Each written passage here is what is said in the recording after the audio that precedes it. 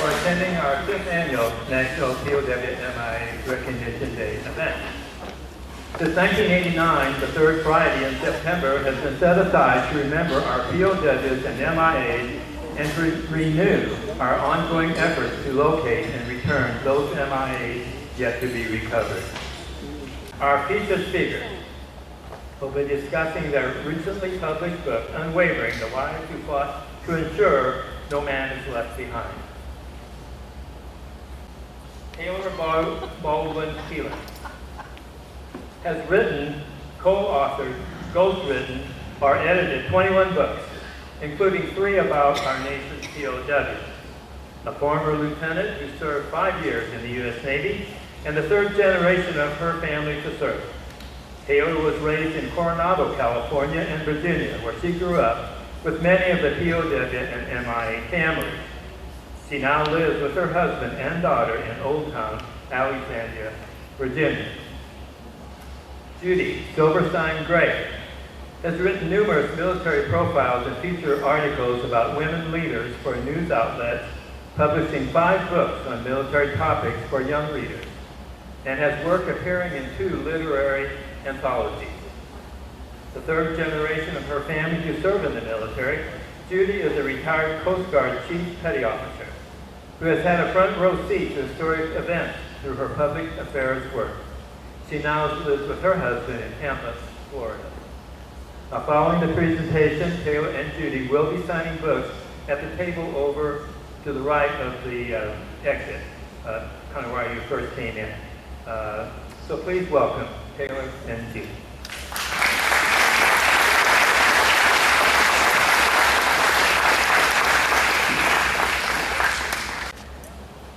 Ours is a story of a small group of women in the 1960s who did what few women of that era could. They bucked tradition, and in fighting for the men they loved, they changed U.S. foreign policy. It shares the narratives of a group of ladies who we like to call became accidental activists. Many of them are in this room tonight. And amidst the noise and confusion of the Vietnam War, the anti-war movement, this band of wives galvanized a president and a nation around the plight of their husbands, some 1,500 men captive and held prisoners of war in Southeast Asia. Every war produces prisoners, but only since the Vietnam War have prisoners become political hostages, so valuable that preventing them in future wars has become a strategic imperative. The United States will still tolerate military casualties, but it will not tolerate missing men or POWs. And we now expend unlimited resources deploying special forces to rescue just one, whether that man is in Somalia, Bosnia, Iraq, or Afghanistan.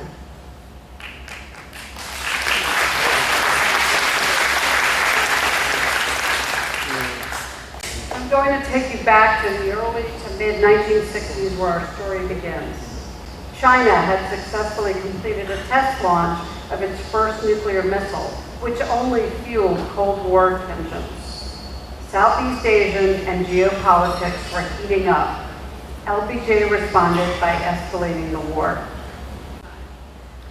So what was life like for women in the 1960s?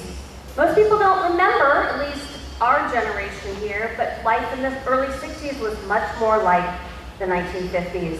Women still wore white gloves when they went out to dinner. You remember, ladies? They didn't travel by themselves. They got married and had children, and that was the source of their social status. Military wives of this era had even more restrictions placed on them. The 1950s mores and culture still flourished. Military wives were expected to assist, support their husbands' careers, or there were ramifications for their husbands. Wives had to love the military and its hardships as much as their husbands. And until Vietnam, this expectation permeated military culture. So it was against this backdrop that men were shipping off to Vietnam. LBJ's advisors advocated for an air war. And in March of 1965, right on schedule, Operation Rolling Thunder began. It kicked off, and it was the sustained aerial bombing of North Vietnam. Pilots were shot down by the North Vietnamese. Aviators and airmen went missing, and many were captured. A black sedan, which you've already heard about this evening, the harbinger of dreaded news, began showing up at the homes of aviators. Like a raven circling military housing, a senior officer and a chaplain would emerge from the sedan in dress uniforms, and people and families were shocked. They would approach slowly, their military covers in hand, and solemnly deliver the news, your husband or son is missing. Families were sometimes stunned. Casualties were a fact of life in the military. Men were killed in action, but missing, it seemed incomprehensible. And the military had no structure or policy for families and how to care for them, other than this notification by a senior officer and a chaplain.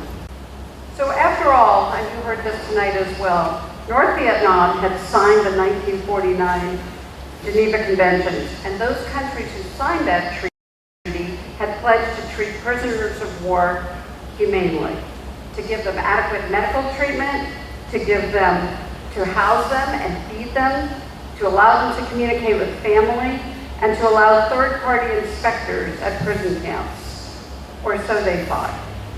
Families had powers of attorney lasting mere months, the length of time for a planned Vietnam deployment, and those quickly expired. Government officials seemed plotting and often disinterested in the families. They didn't communicate with the women very often. They didn't share information about other families very often. The women were isolated, and most suffered in silence. The government was confident that they could achieve a quick release of captive men through quiet back-channel diplomacy. After all, that tactic had worked well with other Cold War-era incidents, such as the shoot-down of Gary Powers, who flew a U-2 spy plane in 1962. His release was considered a diplomatic triumph after 2 years. But for the families, days turned into months and then years of waiting. But there was mostly silence from government officials. How would families manage financially or emotionally? They wondered, were they wives or widows? Fast forward to October 68, when one woman decides to break the silence.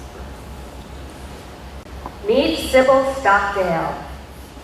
Married for more than 2 decades, and the mother of 4 boys. She's the wife of Naval Aviator Commander Jim Stockdale. By October of 68, he has been captive of the North Vietnamese for 3 years.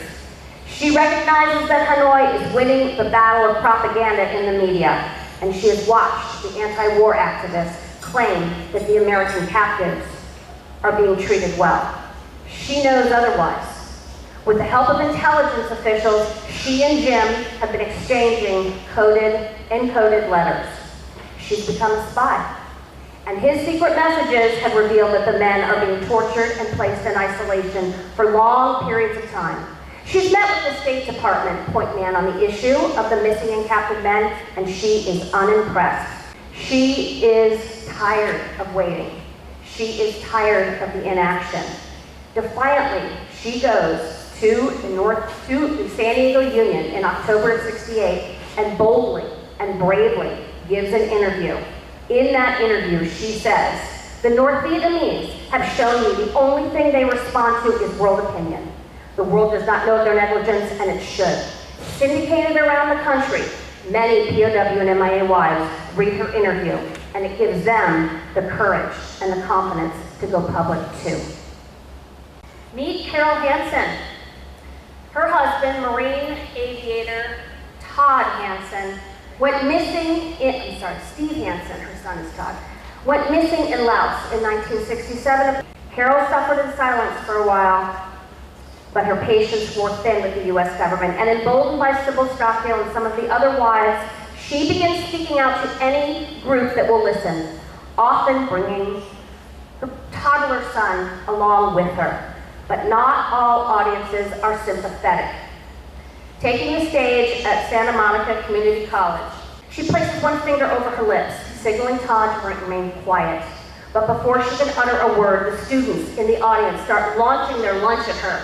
They launch rotten apples, soda cans, lunch bags, anything. She ducks right and then left to avoid the projectiles, but the crowd grows more hostile. And as Todd starts wailing, the crowd yells, "Your husband got what he deserved." Meet Andrea Rander, whose daughter Paige you just met. Andrea, as she said, was one of the few Army POW wives, and even fewer that were Black.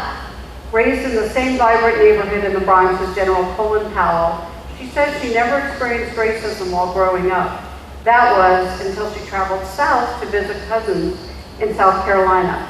And at Union Station in Washington, D.C., she was forced to move to the blacks-only train. Several years before she became a POW wife and an international lobbyist on behalf of her captive husband, she and a friend marched into a Woolworths in Georgia in 1964. The two girls sat at the whites-only counter. Looking the waitress in the eye, Andrea bravely asked, "May I please have a Coke?" She knew a crowd was growing and could almost feel their eyes boring into her. But with time, Andrea became more confident, going to Capitol Hill and eventually traveling twice to Paris to stare down the North Vietnamese and demand answers. On this second trip, Andrea and two other wives spent 70 minutes with the North Vietnamese. It is Christmas Day, 1969. By this time, she's a seasoned spokeswoman. Emerging to brief the press and family members, she reports that the North Vietnamese had instructed Andrea and the other women to go home and tell their children that their fathers were murderers. She is undaunted. Meet Mrs. Pat Mearns, who's here. Pat. Stand up, Pat.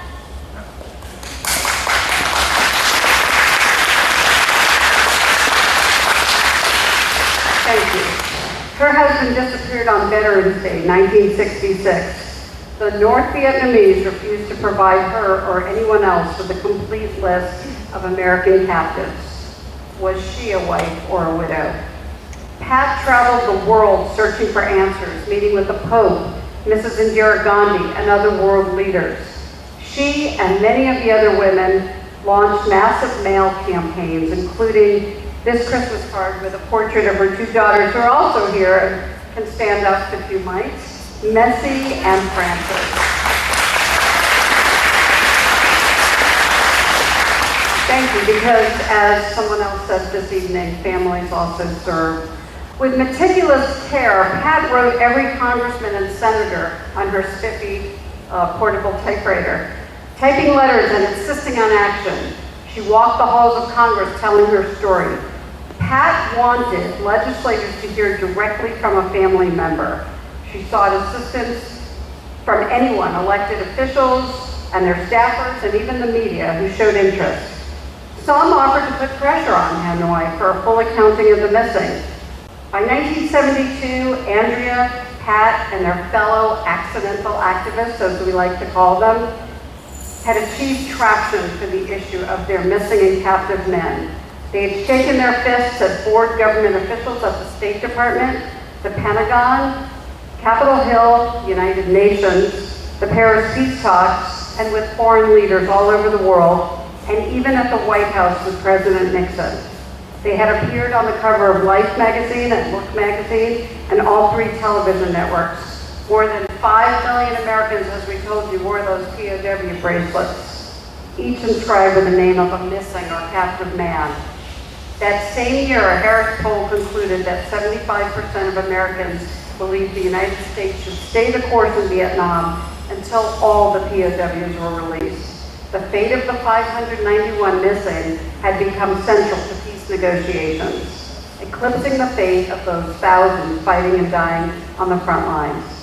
And when the Paris Peace Accords were finally signed in January of 1973, and 591 men were released from captivity, some after more than 8 years, as you've heard this evening, their homecoming was a national celebration. Americans got up in the middle of the night to watch their release live on national television. The POWs returned to a grateful nation. They got homecoming parades, there were keys to the city, and a celebrity-studded White House dinner. But what about the missing men? There were still more than 2,500 unaccounted for at the end of the war. Meet MIA sister Ann Mills Griffiths. Her brother disappeared over the skies of North Vietnam in 1966. She became and remains the figurehead of the National League of Families, leading the charge to account for all our missing from Vietnam. Along with other MIA families, she forced the U.S. government to form a permanent agency dedicated to a full accounting of the missing. Anne did not know what happened to her brother for more than 50 years, until a fisherman snagged a piece of her brother's plane canopy in his net. 20 underwater dives later. 20 underwater dives later. Officials find a rib bone and confirm that it belongs to her brother. She was able to bury him in Arlington in 2019, more than 60 years after he perished. But her story, it's a great story, but her story is no longer unique. Often, you can read them just about every month. Newspapers cover stories about a family whose husband, father, grandfather, uncle, brother, or son, whose remains are repatriated 6 or 7 and now 8 decades after their loss. Families are stunned to learn their loved one has never been forgotten. Prior to the Vietnam War, this did not happen. Prior to the Vietnam War, we just left our missing. The iconic black and white POW MIA flag that flies above the White House, the Capitol, and each post office in the United States is a reminder of our national commitment to leave no man behind. And we have a handful of gutsy women, just like Mrs. Pat Mearns and Paige Rander, mother Andrea Rander, to thank for that. They were resolute in their commitment, persevering against all odds and refusing to keep quiet. They were unwavering. Thank you.